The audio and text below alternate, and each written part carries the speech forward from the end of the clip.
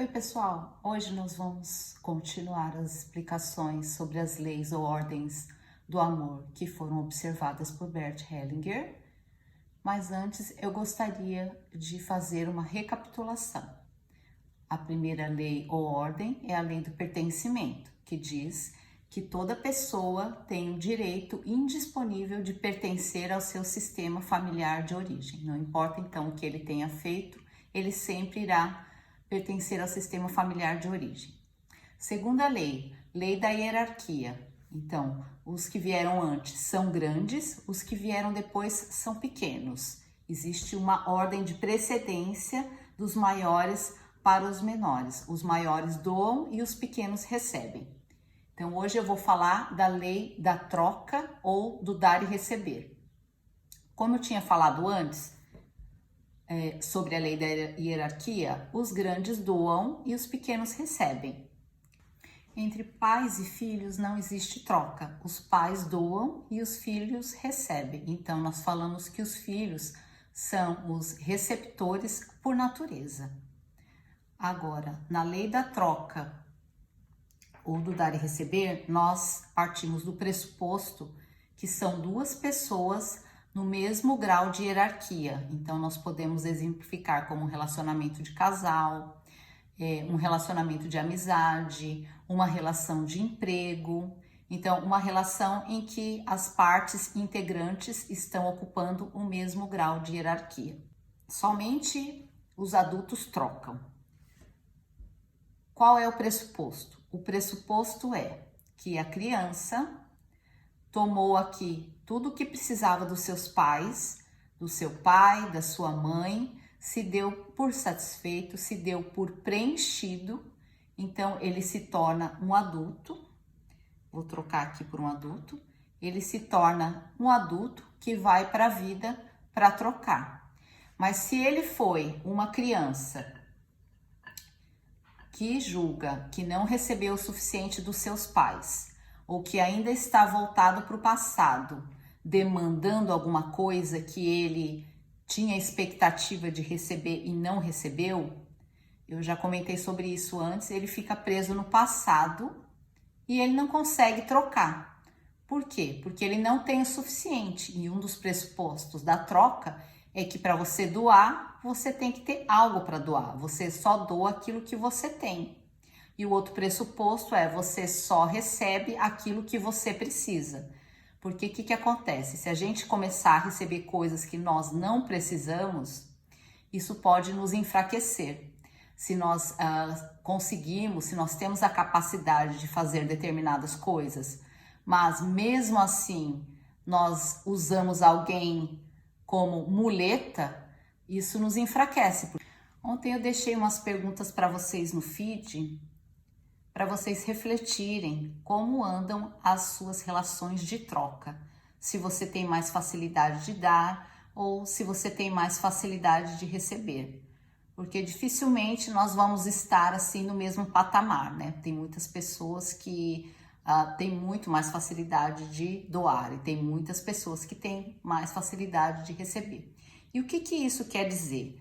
Num relacionamento aqui de igualdade, como eu comentei, então tá aqui, então relacionamento de casal, pode ser aqui um relacionamento de amizade, tanto de mulher com mulher, homem com homem, enfim, mulher com homem, ou pode ser também uma relação de emprego, né? Tá aparecendo aqui a festa junina, quadrilha.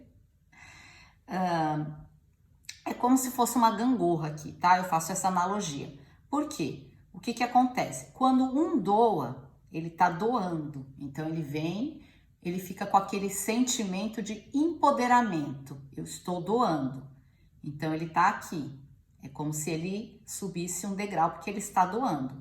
E quem recebe acaba se colocando numa posição inferior, porque ele está, essa daqui está recebendo algo desse daqui, tá? Só que depois isso vai trocar. Essa daqui vai doar e esse vai receber. Então, essa é a gangorra da vida. Um doa, fica grande, o outro pequeno recebe.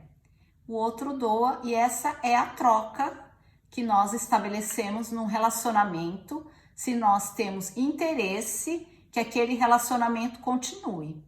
Porque o que pode acontecer, né? Pode acontecer, vamos supor que essa moça aqui, ela é uma doadora por excelência, né? Algumas questões que ela tem com a sua família de origem. Vamos supor que ela foi uma criança que ela sentia que para ser amada ela precisava doar alguma coisa. Ela vai para esse relacionamento e ela só doa. Olha que o tamanho que ela vai ficando.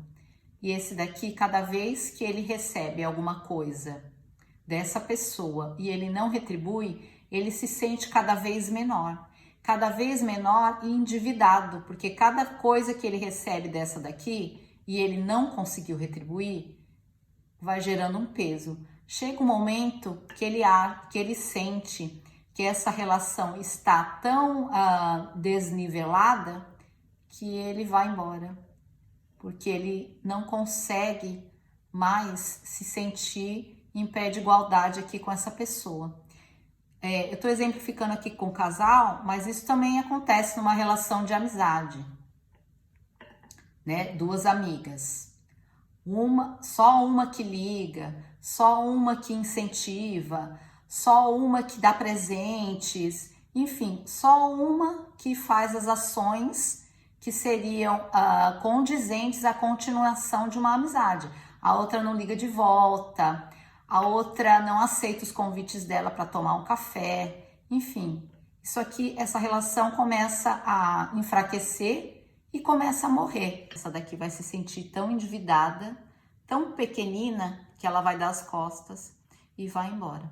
E acontece muitas vezes que nós ficamos, nossa, mas eu doei tanto, eu fiz tanto por aquela pessoa, e ao invés dela ser grata, ela simplesmente foi embora.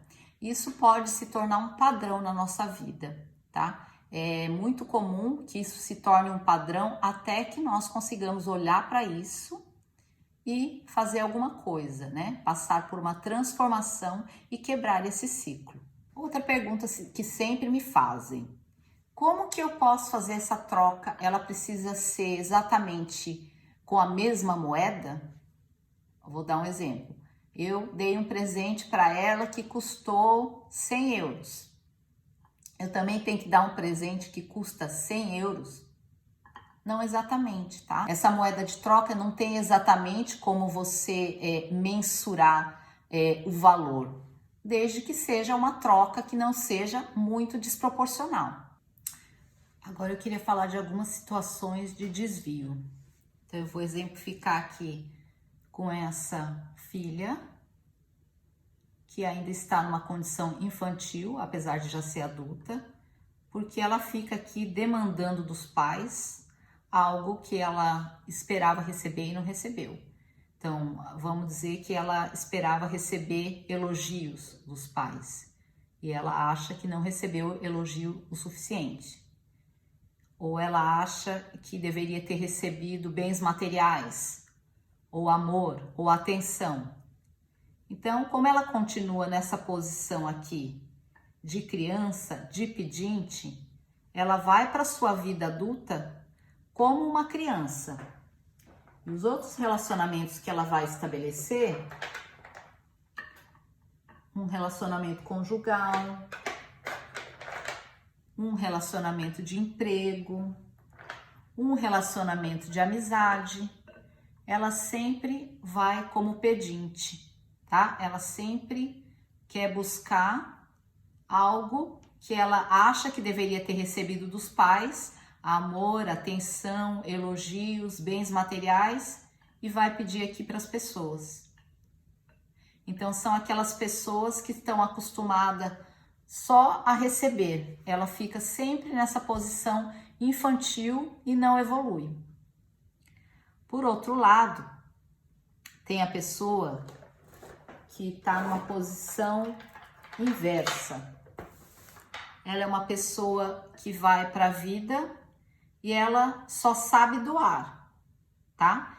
Então ela tem dificuldade de se colocar numa posição menor, porque como eu disse anteriormente, quem doa está numa posição grande e quem recebe está numa posição pequena. Então ela vai para a vida e ela quer só doar.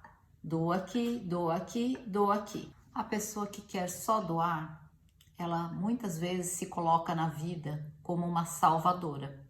E é muito comum que sempre apareçam pessoas pedindo ajuda justamente para ela, porque ela acaba atraindo pessoas nessa posição de pedinte. Então é muito comum uma doadora sempre estar atraindo pessoas em situação de necessidades e ela vai se sentir grande e importante ajudando essas pessoas, entre aspas, pequenas. Outra dinâmica que é muito comum acontecer é quando você vai para um relacionamento e você não está enxergando de fato a pessoa com que você está no relacionamento.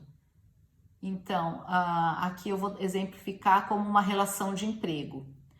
Ela, na verdade, não está vendo o patrão dela, o chefe dela. Ela está olhando para o pai. Tá? Ela está fazendo aqui uma sobreposição. Então, quando você vai para uma relação de emprego, o que você quer receber daí? Você quer receber uma contraprestação pelo trabalho que você está desenvolvendo. O que seria? Remuneração financeira. Mas ela não se contenta só com isso. Por quê? Porque o que ela quer receber da empresa é algo que ela não recebeu do pai. Um reconhecimento, um elogio. Realmente esse tipo de situação acontece. Bom, pessoal, eu só gostaria de finalizar dizendo para vocês que a explicação dessas 3 leis foi só o começo. Agora nós vamos prosseguir fazendo estudo de casos.